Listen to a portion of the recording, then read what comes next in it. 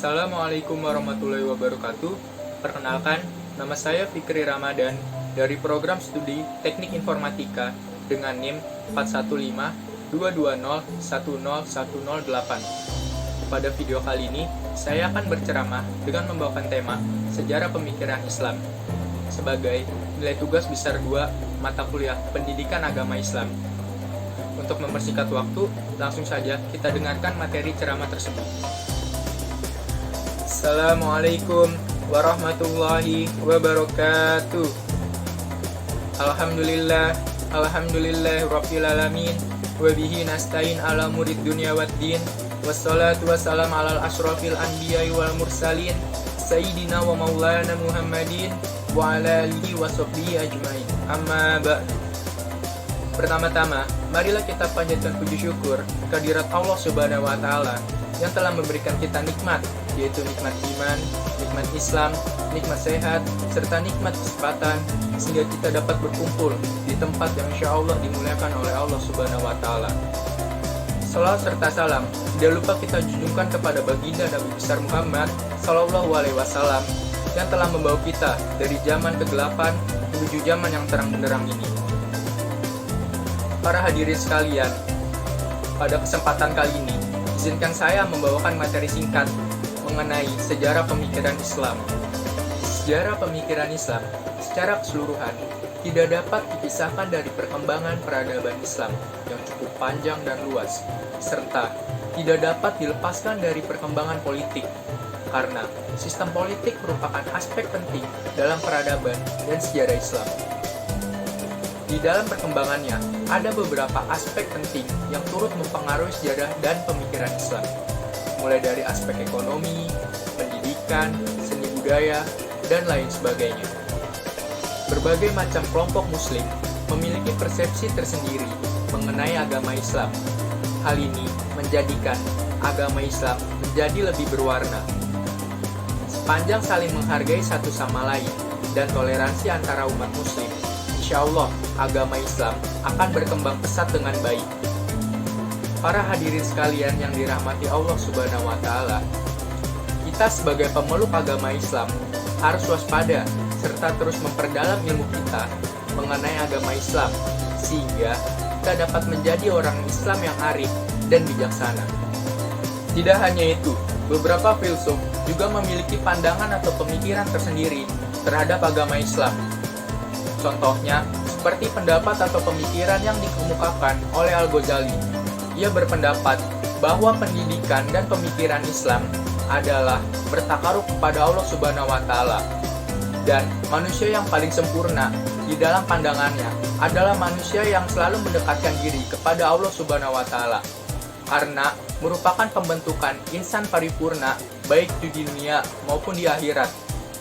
Para hadirin sekalian yang dirahmati Allah Subhanahu wa Ta'ala, hal tersebut menegaskan bahwa setiap muslim diberikan kebebasan untuk berpikir dan mengeluarkan pendapat, asalkan itu sejalan dan tidak menyimpang dengan ajaran yang telah berlaku di dalam agama Islam.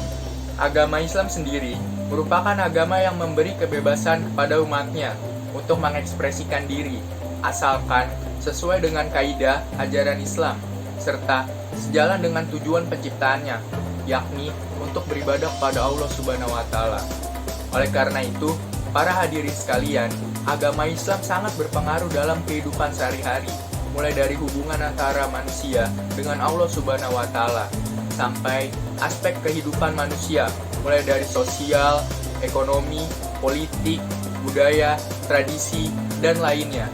Dalam sejarah pemikiran Islam, ada ajaran yang bernama Khawarij. Khawarij berasal dari kata haraja yang memiliki arti keluar. Hal ini sesuai dengan makna Quran Surat An-Nisa ayat 100 yang berbunyi, "Dan barang siapa berhijrah di jalan Allah Subhanahu wa Ta'ala, niscaya mereka akan mendapatkan di bumi ini tempat hijrah yang luas dan rezeki yang banyak. Dan barang siapa keluar dari rumahnya dengan maksud untuk berhijrah di jalan Allah dan Rasul-Nya, kemudian kematian menimpanya sebelum sampai ke tempat yang dituju, maka sungguh pahalanya akan ditetapkan di sisi Allah Subhanahu wa Ta'ala. Dan Allah Maha Pengampun lagi Maha Penyayang." Ajaran Khawarij sendiri berawal dari menghukumi orang-orang kafir yang tidak mau mengambil keputusan berdasarkan Al-Quran, yang kemudian berkembang kepada orang-orang yang memiliki dosa besar yang dapat mempengaruhi pertumbuhan teologi serta pemikiran Islam. Hadirin sekalian yang dirahmati Allah Subhanahu wa Ta'ala, pada saat itu Ali Muawiyah, Ammar bin As, serta Abu Musa al-Asy'ari mendapatkan arbitrase yang berisi bahwa mereka dianggap murtad atau kafir dan mereka akan mendapatkan hukuman mati atau akan dibunuh. Hal ini sesuai dengan makna Quran Surat Al-Maidah ayat 44 yang berbunyi, barang siapa tidak menentukan dengan apa yang diputuskan atau diturunkan Allah, maka mereka dianggap orang-orang kafir. Hadirin sekalian yang dirahmati Allah Subhanahu wa Ta'ala, di zaman Rasulullah, sebelum Islam datang di kota Madinah, keadaan kota Yathrib sangat tidak menentu, dikarenakan tidak memiliki pemimpin yang berdaulat secara penuh. Ditambah lagi, pada saat itu, kota Madinah atau kota Yathrib merupakan kota yang baru dibentuk. Oleh karena itu, Rasulullah memikirkan berbagai cara untuk merubah keadaan tersebut, yaitu dengan mengeluarkan berbagai cara, yaitu sebagai berikut. Yang pertama, membangun Masjid Quba di Madinah. Yang kedua, meletakkan dasar-dasar sistem keuangan negara. Yang ketiga, merehabilitasi kaum muhajirin. Dan yang keempat, membangun konstitusi negara. Di zaman Rasulullah juga, pemikiran Islam merupakan pemikiran murni yang didasari pada hierarki transfer ilmu secara langsung dari Allah Subhanahu wa Ta'ala kepada Rasulullah Shallallahu alaihi wasallam. Untuk konsep pemikiran yang ditanamkan awal kali kepada Rasulullah, yaitu konsep Iqra, yang bersumber dari Quran Surat Al-Alaq ayat 1 sampai dengan 5. Kemudian, konsep Iqra ini diajarkan Rasulullah kepada para sahabatnya, yang kemudian mereka menyebarkannya dengan dasar pemikiran yang telah diajarkan. Hal ini dikarenakan Rasulullah sebagai sentral ilmu.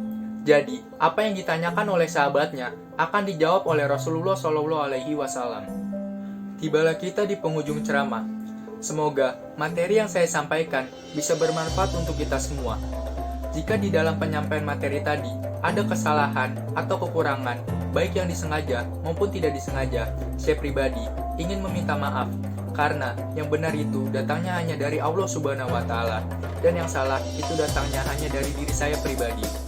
Unzur makola, walatanzur makola. Wabillahi taufiq wal hidayah. Wassalamualaikum warahmatullahi wabarakatuh.